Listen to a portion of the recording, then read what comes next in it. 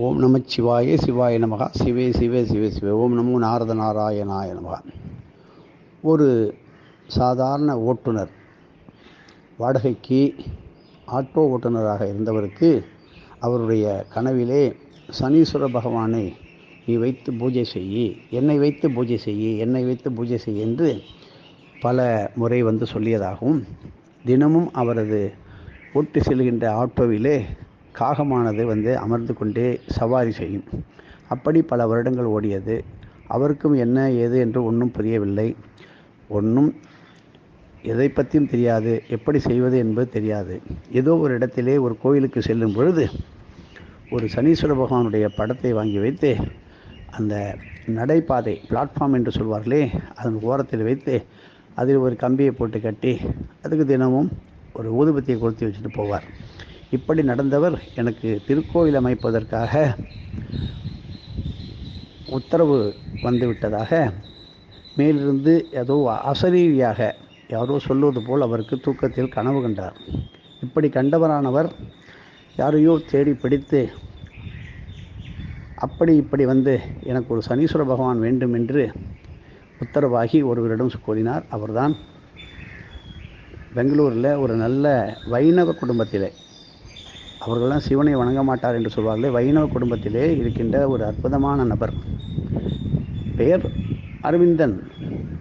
அவர் அடியனிடம் கேட்கும் பொழுது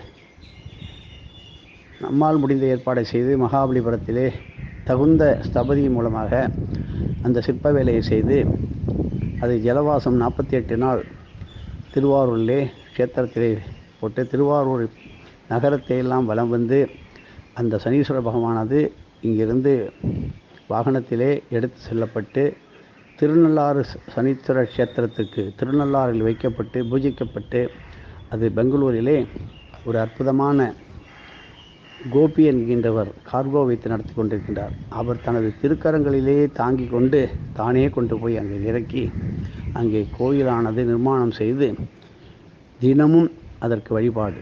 மாதத்திலே 4 சனிக்கிழமையும் வெண்ணெய் காப்பு. இன்னும் அந்த கோயில் பூசாரியானவர் ஒரு ஆட்டோ ஓட்டுநர்.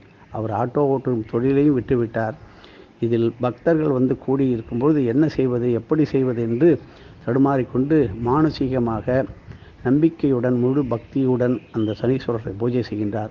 அதுவும் இன்று மாரக தோஷம் ஏற்படுகின்ற மரண யோகம் கூடிய சனிக்கிழமையினால் ஏகாதசியும் சேர்ந்ததுனால இன்று கர்நாடக மாநிலம் மேற்கண்ட விலாசத்திலே இன்று அங்கே உள்ள பெருமக்கள் பக்தி சிரத்தையுடன் ஆண்கள் பெண்கள், ஏன் கர்நாடக தேசத்தில் உள்ள காவலர்களுக்கும் காவலராக, மேலும் இந்த சனீஸ்வர பகவான் இரவிலே தனியாக செல்கின்றவருக்கு பக்கத்திலிருந்து காவந்து காத்து கொண்டு வருகிறார்.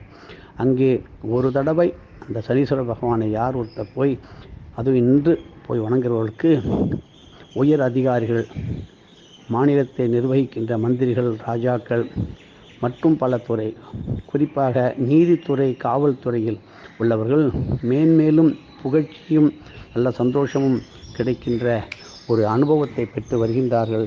இதற்கெல்லாம் காரணம் நமது குருமங்கல கந்தர்வலோக மகானாக 1001வது பீடத்தை அலங்கரித்து கொண்டு வருகின்ற சர்க்குரு ஸ்ரீ வெங்கட்ராமசுடைய அனுகிரகத்தையும் தாங்கி அங்கே மகா பிரதிஷ்டையானது நடந்து கோயிலானது உலகம் புகழும் பொங்கு சனீஸ்வரர் பொங்கு சனீஸ்வரர் பொங்கு சனீஸ்வரர் என்கின்ற விலாசத்தை சொன்னால் கொண்டு போய் விட்டு விடுகின்றார்கள் ஆட்டோக்காரர்கள், டாக்ஸிக்காரர்கள். அப்படிப்பட்ட மாநிலமாக கர்நாடக மாநிலம் திகழ்கின்றது. கர்நாடகத்திலே இனிமேல் எதிர்வரும் தேர்தல்களிலே அது வார்டு கவுன்சிலராக இருந்தாலும் சரி, பார்லிமெண்ட் மெம்பராக இருந்தாலும் சரி, அங்கே செல்பவர்கள் வெற்றி அடைவது உறுதி என்பது நிச்சயமாகிவிட்டது. பல பேர் பல காரியங்களிலே வழக்கு கேஸு இவையிலிருந்து விடுதலையாகி சொத்து தகராறுகள்லாம் நீங்கி குடும்பம் ஒற்றுமையாக வாழ்ந்து கொண்டிருக்கின்றது. அங்கே உள்ளவர்கள் சொல்வதை நீங்கள் கேட்கும் பொழுது உங்களுக்கு பரம சந்தோஷம், ஆனந்தம் வரும். எதுவும் என்னுடையதல்ல, அனைத்து உடையவர்களால் அருணாச்சலா.